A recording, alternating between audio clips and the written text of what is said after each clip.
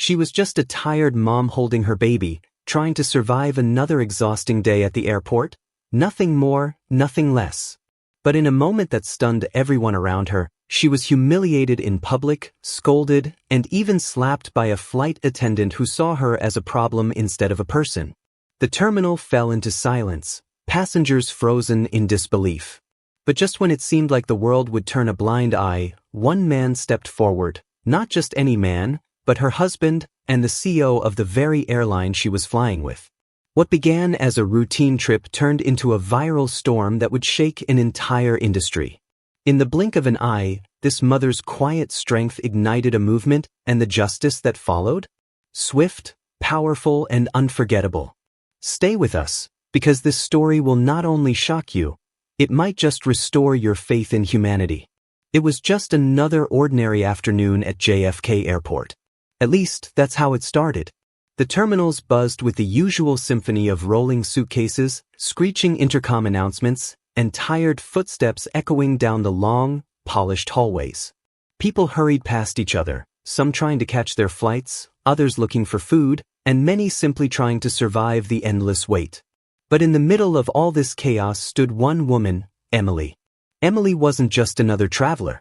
She was a young mother, probably in her late 20s, with soft brown hair pulled back in a messy bun and tired eyes that told a story only a fellow parent would understand. Her baby, just 6 months old, was curled up against her chest in a sling, sleeping soundly for now. But if you looked closer, you'd see the strain. Emily wasn't traveling for fun. This wasn't a vacation or a girl's trip. This was survival. A flight to Denver to visit her parents, because she hadn't had a single break since the baby was born. And today, she was making that trip alone. Her husband, Mark, was supposed to fly out with her, but a last-minute business emergency had pulled him away. He promised to catch the next flight. He kissed her goodbye, loaded her bags into the Uber, and said, "You've got this, babe. You're stronger than you know." Emily smiled and nodded, but deep down she wasn't so sure. Navigating a cross-country flight with a baby? Alone? No help with the stroller, no extra hands for the diaper bag, no one to hold the baby while she used the restroom? It wasn't just overwhelming, it was terrifying. By the time she got through TSA, Emily was already sweating. The stroller got stuck on the conveyor belt. A security agent made her take the baby out of the sling, waking him up. He screamed through the whole pat-down. People stared. No one offered help. And now, here she was at the gate, holding her baby in one arm and trying to fold the stroller with the other, all while balancing her backpack on her shoulder and keeping track of her boarding pass. Her arms ached. Her back was sore. And her baby, finally, had just dozed off again. Emily took a deep breath and let herself sit for the first time in over an hour. She chose a quiet corner near the windows, hoping for a little peace before the flight. Her baby's breathing slowed, his little hand resting on her chest. For a moment, everything felt okay. But that moment didn't last long. From across the gate, a woman watched her. Her name was Sarah, and she was one of the flight attendants assigned to Emily's flight. Sarah had been working a double shift, her third in a row. Her patience was already thin. She hadn't had lunch, her feet were killing her, and frankly, she was tired of passengers who didn't follow the rules. She spotted Emily right away, the messy stroller, the sling, the baby, and immediately rolled her eyes. "Great," she muttered under her breath. "Another mom who thinks the world owes her something." Emily didn't notice Sarah watching. She was too busy trying to get the baby's seatbelt adjusted, even though they hadn't boarded yet. She knew it was important to have everything ready. She was doing her best. But as she tugged gently at the belt, trying not to wake her son, her hand slipped and she sighed in frustration. That's when Sarah made her move. With a clipboard in hand and a stern expression on her face, Sarah marched over. Her tone was sharp before she even opened her mouth. "Ma'am," she said curtly, "you can't be holding your baby like that. The seatbelt needs to be properly secured, and this is a safety violation." Emily looked up, startled. "Oh, sorry," she said, adjusting the strap. "He just fell asleep and I didn't want to wake him. I was going to tighten it before takeoff."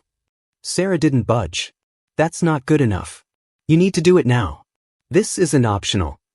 Emily blinked, trying to keep her voice calm. I understand. I'm just trying to do it gently so he doesn't. Before she could finish, Sarah cut her off. If you can't manage a baby, maybe you shouldn't be flying alone. The words hit Emily like a slap. She sat there, stunned, unsure of what to say. Did this woman really just say that? Did she have any idea what it had taken for Emily to even get to this point today? I'm doing my best, Emily said quietly, her voice trembling. Sarah folded her arms and gave a tight-lipped smile that didn't reach her eyes. Well, maybe your best isn't good enough. Around them, a few passengers had started to pay attention. An older woman sitting 2 rows back narrowed her eyes at Sarah. A young man with headphones paused his music and watched curiously. But no one said anything yet. Not yet. Emily looked down at her baby, who had started to stir. His little brow furrowed as if he could sense the tension. Emily rocked him gently, trying to keep him calm. She was shaking now, not just from the encounter, but from everything. The long morning, the stress of parenting, the lack of sleep, the feeling that she was completely and utterly alone. Tears pricked her eyes, but she refused to let them fall. Not here. Not in front of strangers. Sarah turned on her heel and walked back toward the counter, muttering under her breath.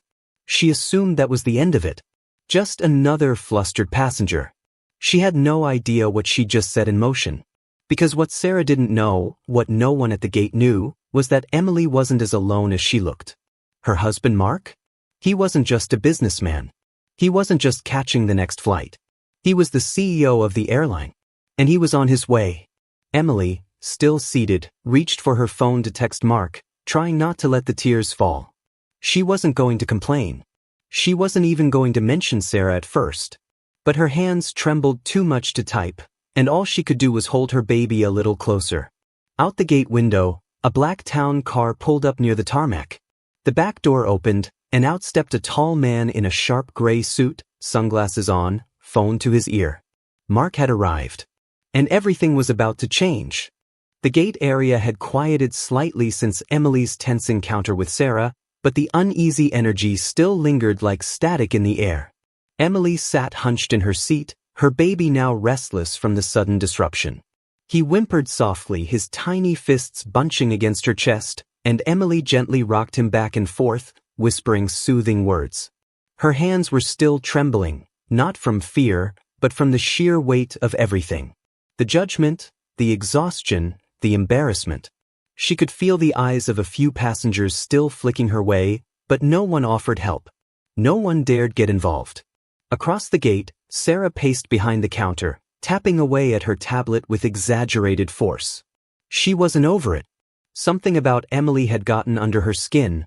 Maybe it was the helplessness, maybe the perceived disorder, or maybe she just needed someone to blame for her long shift. Sarah was tired. But today, her tiredness had turned into something worse, entitlement. The kind that builds up in people who feel like they've been doing too much for too long without recognition. And now, in her mind, Emily was just another burden, another reminder of the thankless job she was stuck doing day after day.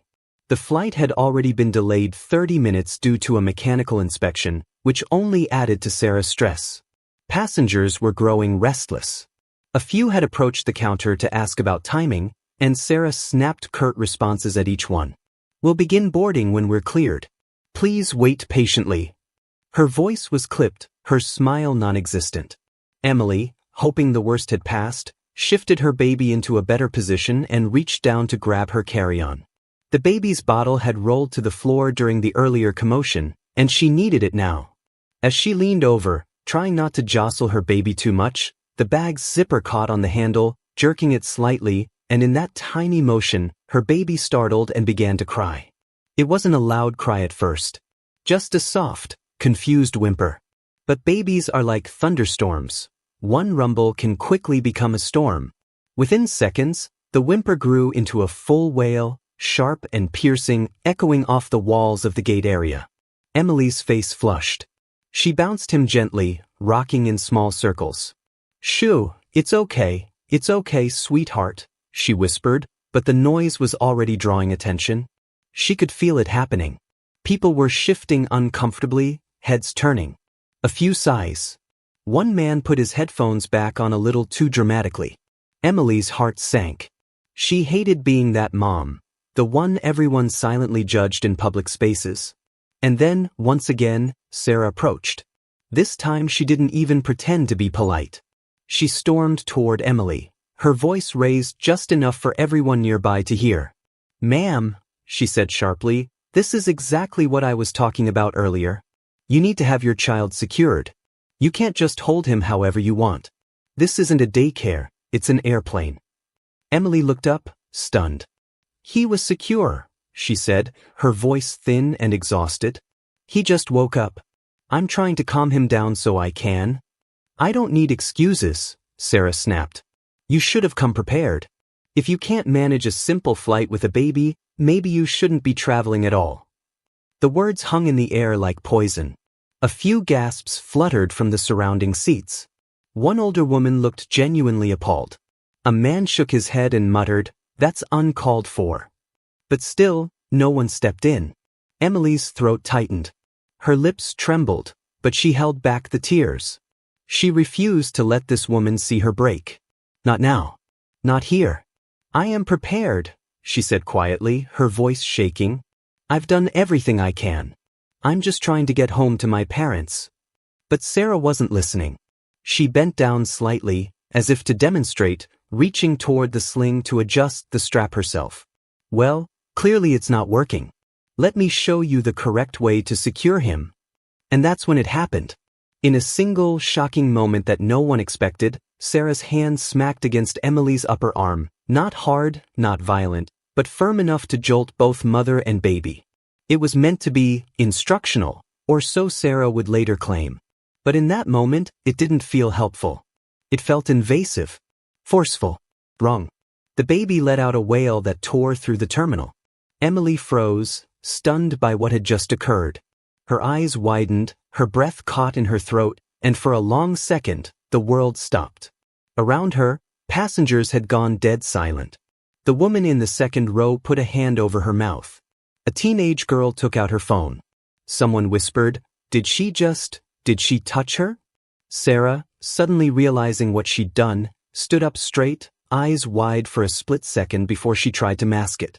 "I was just helping," she said defensively. "There's no need to overreact." Emily slowly stood, cradling her baby tightly against her chest. Her voice was quiet but firm. "You touched me. Don't ever touch me or my child again." Her baby continued to cry, louder now, frightened and confused. Emily rocked him, trying to stay calm, trying not to fall apart in front of so many eyes. But deep down, she could feel something changing. The shame was fading. The fear was turning into something else, something stronger. Sarah opened her mouth to speak again, perhaps to defend herself further, but she was interrupted by the unmistakable sound of footsteps approaching fast. Heavy, deliberate, authoritative. Everyone turned to look. A tall man in a tailored suit stepped into the gate area, phone still in hand. His eyes scanned the room, locking instantly on the scene unfolding before him. And in that second, Emily's breath caught, because it was Mark, her husband. And he looked furious. Mark's eyes swept across the gate area like a hawk locking onto its prey. His polished shoes clicked against the glossy airport floor as he cut through the crowd with an energy that silenced everything around him. There was no mistaking it. He wasn't just some tired businessman trying to make a flight. No, this man radiated purpose, authority, and something else far more dangerous in that moment, rage. Emily saw him and felt her knees weaken, not from fear, but from overwhelming relief. Her breath hitched.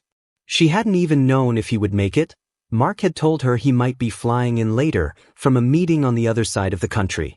But now here he was, at the exact moment she felt like collapsing under the weight of it all. Their eyes met.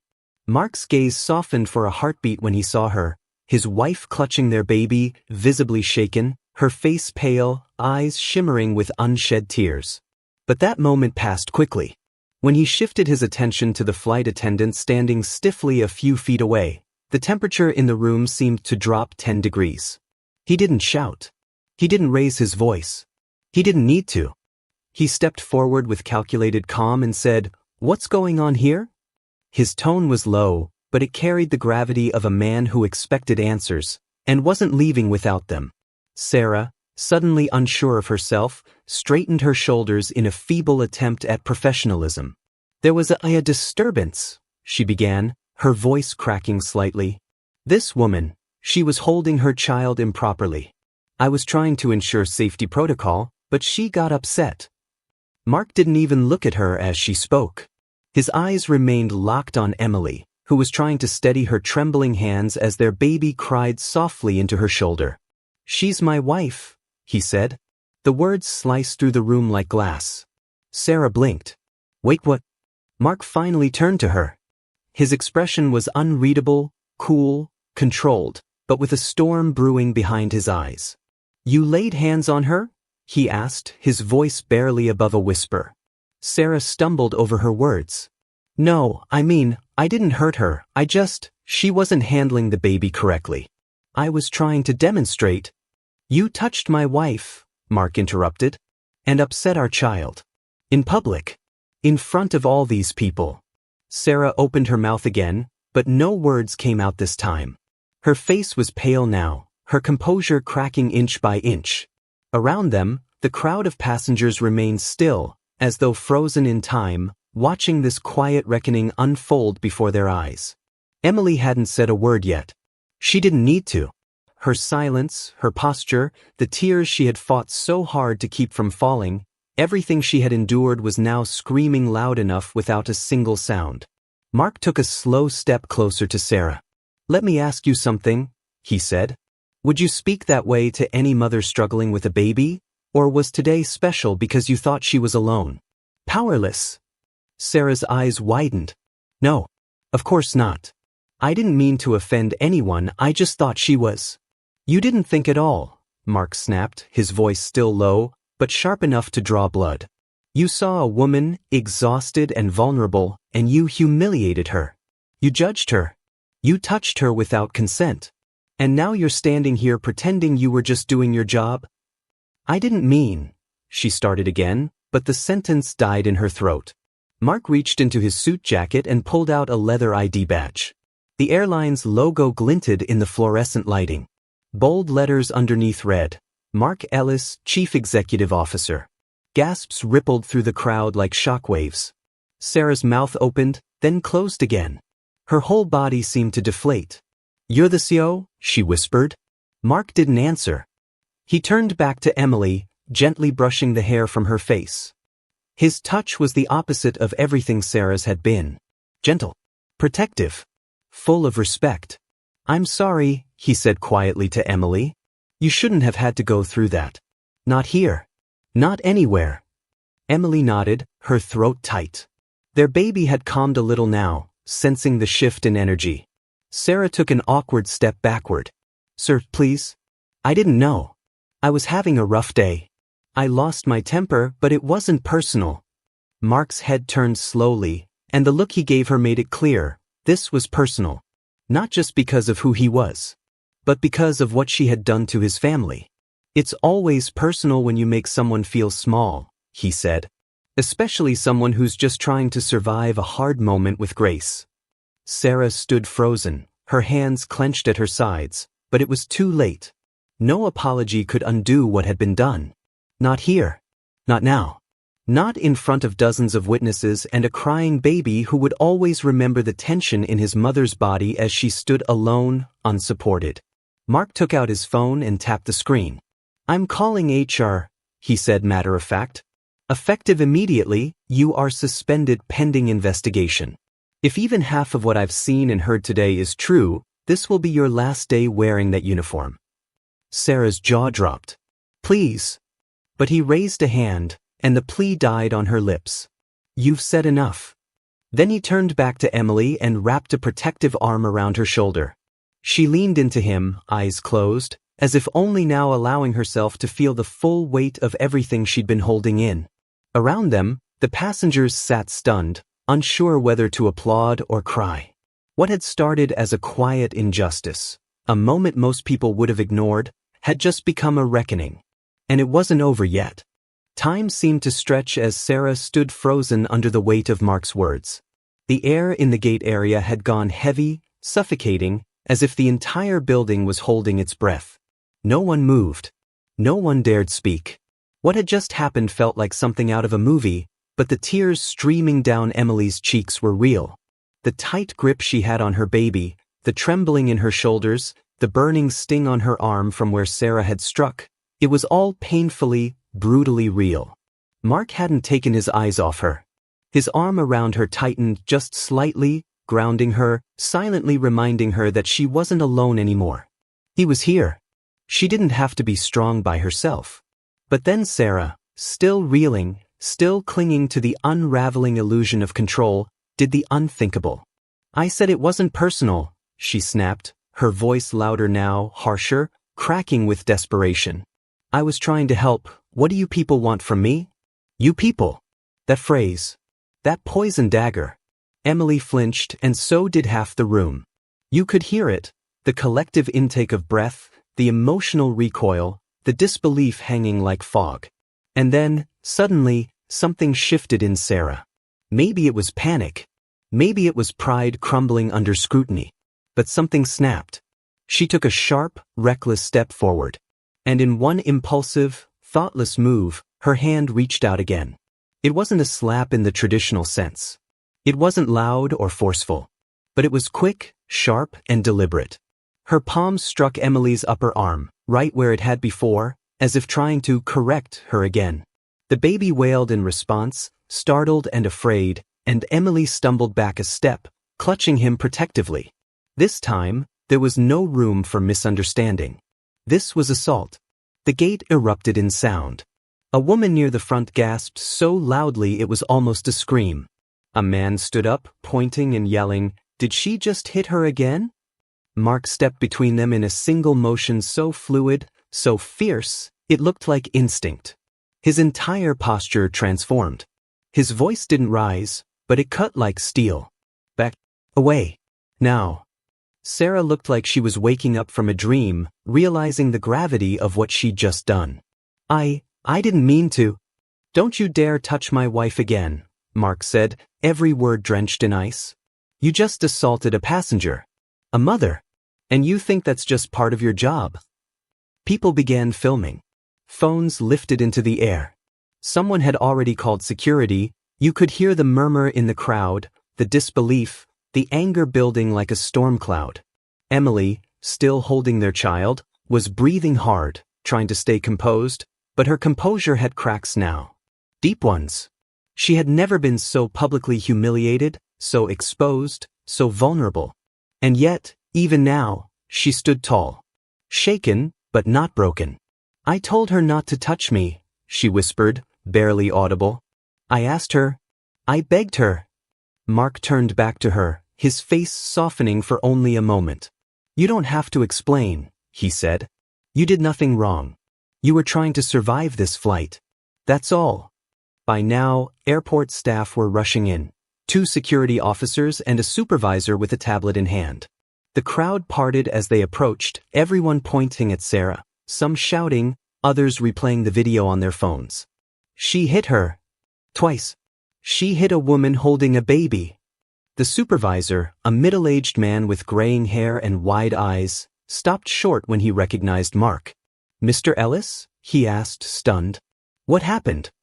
Mark turned to him slowly, calm but lethal. "You're about to escort one of your employees off duty," he said. "And I want every second of this incident documented. Every witness. Every camera angle." Sarah began to plead, her voice unraveling. "Please, it was a misunderstanding. I didn't mean to." She wasn't following protocol. "The baby." "She didn't need your hands," Mark cut in. "She needed help. Compassion. You gave her humiliation and bruises." The security officers gently but firmly took Sarah by the arms. She didn't resist, but her expression was one of disbelief, like the reality hadn't hit her until that very moment. As she was escorted away, she looked around the terminal for support, but found none. Not one friendly face. Not one person who would defend her. The passengers who had watched silently before were no longer silent. Someone began clapping. Then another. Soon, a ripple of applause echoed through the gate. Not for the drama, but for the justice. For the moment someone finally stood up and said, "Enough." Emily stood in the center of it all, cradling her baby, eyes glistening with tears not of pain, but of release. For once, someone had stood between her and the cruelty of the world. Someone had protected her. Mark turned to her, his expression softening. "It's over," he said gently. "She's gone." Emily nodded, her voice barely a whisper. "Thank you." But deep down, she knew, this moment wasn't just about what happened at Gate 12A. This was bigger. This was about every time she'd been looked down on for being a tired mom. Every time someone assumed she was weak, or incapable, or less than. And this time, the world had seen it. And someone had said, "Not today." The security officers led Sarah out of the gate area, her figure shrinking behind the wall of stunned onlookers. She didn't look back. She couldn't. The shame was too heavy, and the sound of murmuring passengers was already too loud to silence. Phones were still recording. Witnesses were still whispering. And Sarah, just moments ago the one barking orders and throwing accusations, had become a name everyone would remember for all the wrong reasons. But while the terminal began to return to some form of quiet, the real storm was just settling in. Mark stood tall beside Emily, his posture still commanding, his presence still radiating authority. But his focus now was solely on her. The rage that had surged through him was receding, replaced with something deeper. Guilt. A need to comfort his wife, not just as a protector, but as a partner who wished he'd been there sooner. Emily had barely moved since the slap. Her face was pale, her lips pressed together as she rocked the baby in slow, rhythmic motions, trying to calm him and herself. She hadn't cried yet. Not fully. But her eyes shimmered with the weight of everything she'd held back. And when Mark gently placed his hand on her shoulder, her composure finally began to crack. "I didn't know what to do," she said quietly. She treated me like I was nothing." Mark nodded slowly, gently brushing her hair back from her face. "You were never nothing," he whispered. "You are everything." Those words broke the dam. Silent tears rolled down her cheeks as she clung to him, not in weakness, but in trust. The kind of grip you have when someone you love becomes your lifeline. Their baby, nestled against her chest, was quiet now too, as if sensing the shift. The danger was gone. Safety had returned. Mark wrapped both arms around his family, pulling them close. The passengers who had witnessed it all respectfully turned away now, giving them a rare gift in moments like this: space. Privacy. Stillness in the aftermath of chaos. One of the senior airline supervisors approached, cautious and respectful. "Mr. Ellis," he said softly, "I've alerted HQ. There's already an incident report being drafted. Witnesses are willing to provide statements. I just want to say, I'm sorry.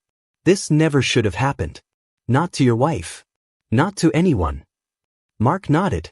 His voice, calm and steady, responded without hesitation. "Make sure the training changes. Don't just handle this. Fix what allowed it to happen in the first place." "Yes, sir." As the supervisor walked away, Mark looked down at Emily again. Her tears had stopped now, but her breathing was still uneven. She had spent so long being strong, alone in a terminal, juggling a baby, luggage, judgmental stares, and then a public humiliation. And yet here she was, still standing. "Why didn't you tell me you were flying in today?" she asked suddenly, trying to collect herself. "I wrapped the meeting early," he said with a half smile. "Thought I'd surprise you at the gate." "Well," she said, wiping her eyes, "you definitely did." He let out a soft laugh, then grew serious again. "I didn't think I'd have to step in like that. But when I saw her standing over you, yelling, pointing, I've never moved so fast in my life." Emily nodded, then looked down at the baby, who had fallen asleep against her chest. He felt it too. The energy. The fear. It's like, they know when something's wrong. Mark reached out and gently touched his son's tiny fingers. "That's why we protect them. That's why you did everything right today. You didn't scream. You didn't retaliate. You held him safe, no matter what that woman said or did." "I felt so powerless," she admitted. Like my voice didn't matter. Like I wasn't worth listening to. Mark looked into her eyes, his voice firm but tender. Don't you ever think that again. You are the strongest person I know. And every person who saw what happened knows that too. The intercom buzzed overhead, calling for passengers to board, but no one rushed to the gate. People were still watching, still processing. Some had tears in their eyes. Others whispered quietly, shaking their heads in disbelief. But what united them all was the shared recognition that they had witnessed something bigger than a travel delay or a rude employee. They had seen a woman disrespected. They had seen a man step in not with violence, but with dignity, truth, and justice. And now they were seeing a family, shaken but still together, walk forward. A young woman stepped forward from the crowd, one of the passengers who had been near the front of the line when it all started. She held out a small package of tissues and whispered, "I saw the whole thing. You handled it better than I ever could have. You're brave." Emily smiled weakly and took the tissues. "Thank you," she said, her voice cracking. The woman nodded and turned back to her seat. Mark took a deep breath, finally allowing the adrenaline to leave his body. "Come on," he said. "Let's get on the plane. We've had enough drama for one day." Emily hesitated. "Are you sure? Won't this make headlines?" "Let it," he said. "Let people see what real accountability looks like." He lifted her carry-on, adjusted the stroller, and walked with her toward the boarding door. Not just as a CEO. Not as a man who had power in a corporate structure. But as a husband. A father. A human being who refused to let injustice slide simply because it wasn't supposed to be his problem. Because today, it was. And he chose to act. Sarah had been led to a nearby security bench while airport staff tried to make sense of the chaos. Her uniform, once crisp and commanding, now looked wrinkled, her posture slouched under the weight of public disgrace. Her hands trembled in her lap. But worse than the growing murmur of the crowd or the camera phones pointed in her direction was the silence. The kind of silence that only comes after you realize you've gone too far. And then through the crowd he returned. Except this time, he wasn't just comforting his wife or quieting his baby. This time he was walking with purpose. Head high. Shoulders squared. His footsteps sharp, measured, deliberate. Everyone in the gate stopped and watched. Sarah looked up as he approached, a flicker of something behind her eyes. Fear, maybe.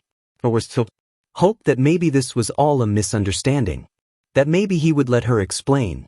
That maybe it wouldn't all fall apart. But Mark didn't sit. He didn't even blink.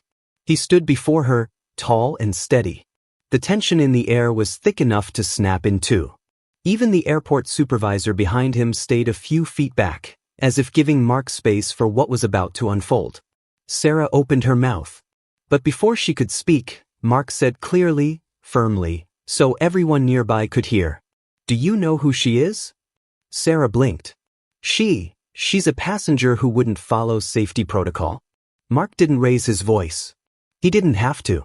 "She's my wife." The words landed like thunder. Sarah's face drained of color. The hum of whispers behind her instantly rose again.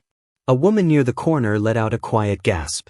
A man mouthed, "Oh my God," as if watching a car crash happen in slow motion. Mark didn't stop. "And I am the CEO of this airline." There was. The moment the world shifted under Sarah's feet. Her mouth opened, but no sound came out. Her mind, which just minutes ago had been spinning with excuses, was now a blank slate, wiped clean by the brutal, honest truth of who she had just attacked. A wife. A mother. The spouse of the man who signed her paychecks. The man who now stood over her, not with fists, not with threats, but with facts. Unshakable, undeniable facts. "You didn't just mishandle a situation," he said, his voice still eerily calm. "You humiliated a mother in front of a plane full of strangers. You laid your hands on her. Twice. You insulted her parenting. You escalated a minor seatbelt issue into a full-blown assault because you didn't like how tired she looked." Sarah shook her head weakly, her voice barely a whisper. "I didn't mean to." "You didn't care to," he snapped. "There's a difference." The pause that followed felt eternal. Then he leaned in slightly, just enough for only her to hear the next line. And the difference is what's about to cost you everything. Sarah looked down at her trembling hands. Her voice cracked. I didn't know she was your wife. Mark straightened, stepping back. Why should that matter? Would you have treated her better if she were someone important? If she had a designer diaper bag or diamond earrings? He gestured back toward Emily, who now sat quietly in a chair with the baby resting on her shoulder, calm, quiet, graceful even in the aftermath. She's always been important. His voice cracked just slightly. You just didn't bother to see her. Sarah opened her mouth again, but there was nothing left to say. A group of uniformed HR representatives had arrived, summoned by Mark's earlier call. The lead rep, a young woman with a tight bun and a company tablet, approached with a clipboard. Mr. Ellis, she said respectfully, we've reviewed the preliminary footage from the terminal security cams. And we've taken statements from 5 different passengers. Based on what we've gathered. She looked at Sarah. This is grounds for immediate termination.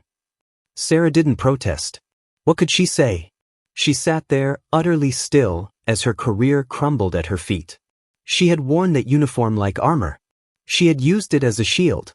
And now it was just fabric, hanging off someone who no longer had power.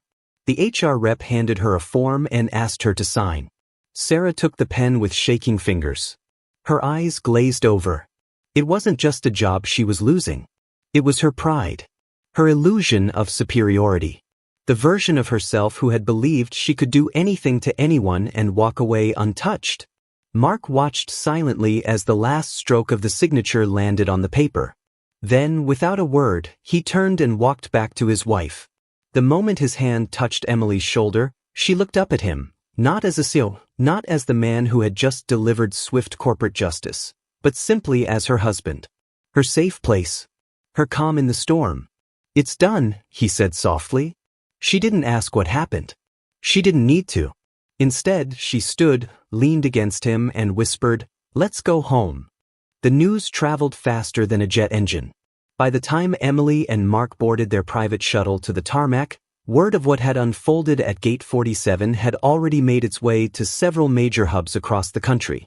Text messages, social media posts, even grainy footage had begun circulating, passengers whispering about the slap heard around the terminal, and the unexpected moment the CEO showed up to defend his wife. Emily sat quietly, nestled in the leather seat beside her husband, her baby cradled in her arms. The aircraft was quiet, peaceful, a stark contrast to the chaos that had erupted just an hour ago. And yet, the silence wasn't empty. It was full. Full of release. Full of healing. Full of consequence. She hadn't said much since they left the gate. Her body was still processing everything. The humiliation. The fear. And then the sudden turn. The overwhelming support. The justice delivered before her eyes. It was almost too much to wrap her mind around. But when she turned to look at Mark, he wasn't scrolling his phone or talking business. He was watching her. "You okay?" he asked gently, one hand brushing hers. She hesitated. "I don't know yet." That was honest. And Mark appreciated that. Too often, people felt they had to smile and say they were fine just to make others feel comfortable. But Emily? She had nothing to hide anymore. And she didn't have to fight alone. Mark squeezed her hand. What she did, it wasn't just cruel. It was dangerous. She made you feel like you didn't matter. That ends now. Emily nodded, but her eyes stared off through the window. She looked at me like I was an inconvenience, she murmured.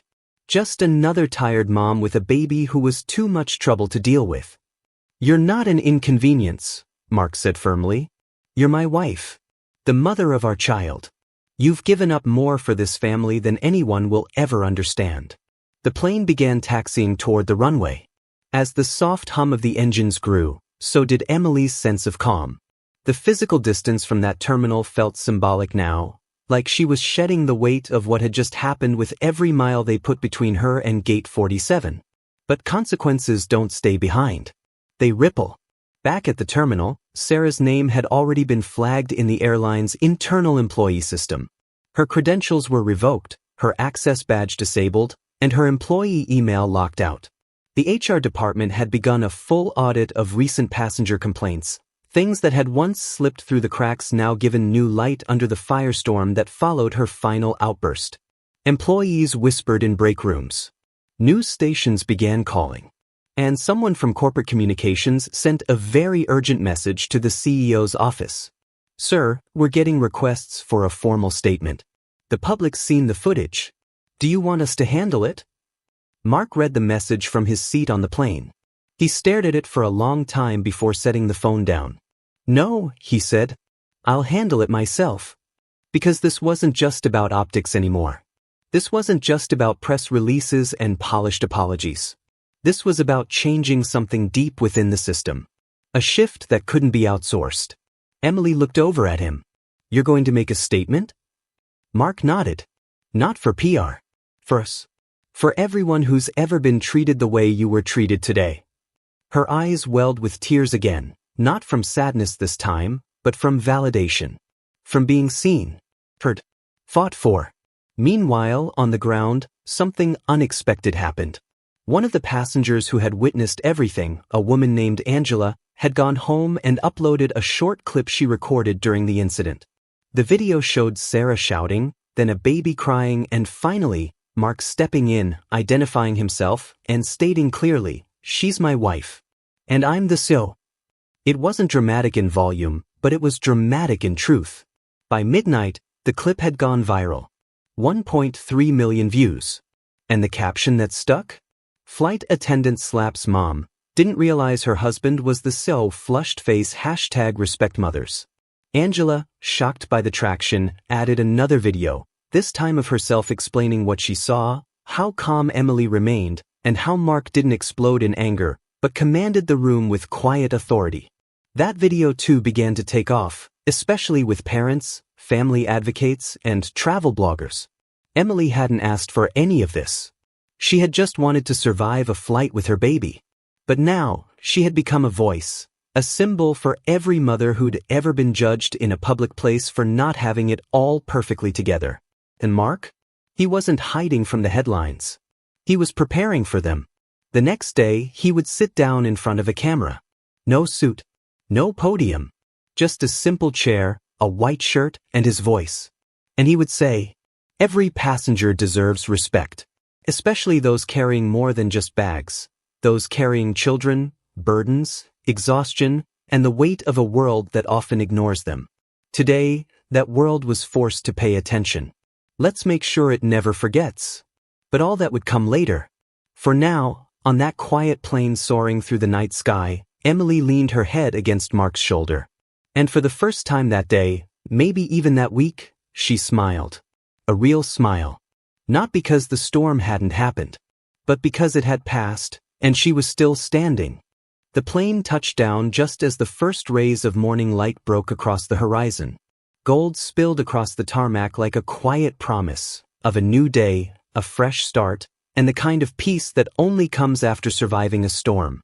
Emily stood near the private gate, the baby still fast asleep in her arms. His tiny fingers curled gently around the edge of her sweater. He had no idea what had happened. No clue that his mother had become the center of a moment that would ripple across the country. All he knew was that her heartbeat had stayed steady through it all. And in that rhythm, he had found safety. Mark stood beside her, his hand on her back, his phone buzzing with message after message. Publicists, board members, reporters. Everyone wanted to know what happened. But right now, Mark didn't care about any of them. He cared about her. And as they stepped into the waiting car, a quiet moment passed between them. No words. Just the soft, shared breath of two people who had weathered something deeply personal and come out stronger on the other side. Meanwhile, back at the airport, reality had come crashing down on Sarah. She was escorted out of the building by security, her uniform stripped of its authority. Gone was the badge she once flashed with pride. Gone was the smug confidence she wore like armor. Now, she was just a woman with a mistake too big to take back. She'd become infamous overnight, her name trending, her face frozen in videos she didn't authorize, telling a mother to get control, and slapping her arm in front of dozens of horrified passengers. She had no words, no excuses left. Just silence. Heavy and consuming. But strangely enough, Sarah wasn't angry. She was ashamed. In her apartment that night, she sat in the dark, watching the video on loop. Watching how calm Emily had stayed. Watching how Mark had walked in, not yelling, not threatening, but speaking with truth. With love. And it made her realize something. She hadn't just disrespected a passenger. She had disrespected a woman doing her best. A woman who should have been offered help, not humiliation. And for the first time in years, Sarah cried, not for what she lost, but for who she had become. Elsewhere, the story began to shift. The narrative was no longer just about the slap or the reveal. It became something bigger. It became a conversation. Talk shows invited parenting experts and psychologists. News outlets ran think pieces titled, "The Invisible Struggles of Mothers in Public Spaces," and "When Power Meets Accountability, Why the CEO's Response Matters." Emily never asked to be a symbol, but she became one nonetheless. And she didn't shy away from it. When a reporter reached out for her statement, she didn't talk about punishment or revenge. She said something simple. Something honest. "I wasn't looking for a scene. I was just trying to hold my baby, get through the day, and do what mothers everywhere do without recognition. What happened that day wasn't okay, but I hope it helps us remember to look at people with kindness. Especially the ones who seem tired, quiet, or overwhelmed. Those are usually the ones carrying the heaviest loads." That quote spread faster than the video itself. 1 week later, Emily was invited to speak at a national parenting conference. She stood on stage in a simple blue dress, her voice steady, her hands still carrying faint reminders of that day, calloused not by violence, but by years of motherhood. "I used to think strength looked like perfection," she told the crowd. "Now I know it looks like this: tired eyes, wrinkled clothes, a baby in one arm and 1,000 unspoken worries in the other. And still, we show up." The room stood still.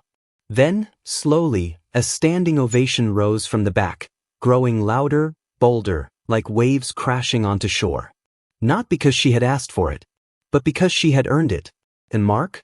He kept his promise.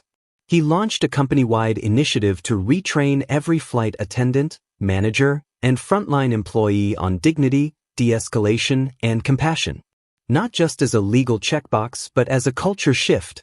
"We can't control every situation," he said during a press conference, "but we can control how we treat people. Especially the ones who are already giving everything they have just to be here." The initiative was called Project Grace, named not after policy, but after the spirit Emily had shown in the face of humiliation. It went viral. Other airlines followed. Airports began posting signs encouraging staff and travelers alike to see the human, not the hassle. And just like that, something ugly became the root of something beautiful. As for Emily, she never boarded another flight without at least 3 people recognizing her. A mother in Ohio gave her flowers. A young father in Phoenix called her an inspiration. A teenage girl at LX hugged her and whispered, "You made me feel brave." She still had hard days. Still struggled with the 1,000 little tasks that come with raising a child. But now she knew she wasn't alone. And one night as she tucked her son into bed and sat quietly beside him, she glanced down at his tiny face. Peaceful. Dreaming. She leaned close and whispered, "You have no idea how strong you've already made me." Sometimes, the world expects silence from the people who endure the most. But every now and then, that silence breaks, and what rises in its place is a voice. A movement. A moment that refuses to be ignored. So the next time you see someone struggling, whether it's a mother with a crying baby, a father with shaking hands, or a stranger who just looks tired, offer them grace. You never know what they're carrying. And you never know who might be watching. Because justice doesn't always wear a badge or hold a gavel. Sometimes, it just holds a baby. Thank you for watching. If you enjoyed this story, don't forget to like, comment, and subscribe for more inspiring content. Hit the notification bell so you never miss a new video. Let us know in the comments, what's the most meaningful act of kindness you've ever witnessed? Your support helps us continue sharing powerful stories that touch hearts. Stay tuned for more, and we'll see you in the next one.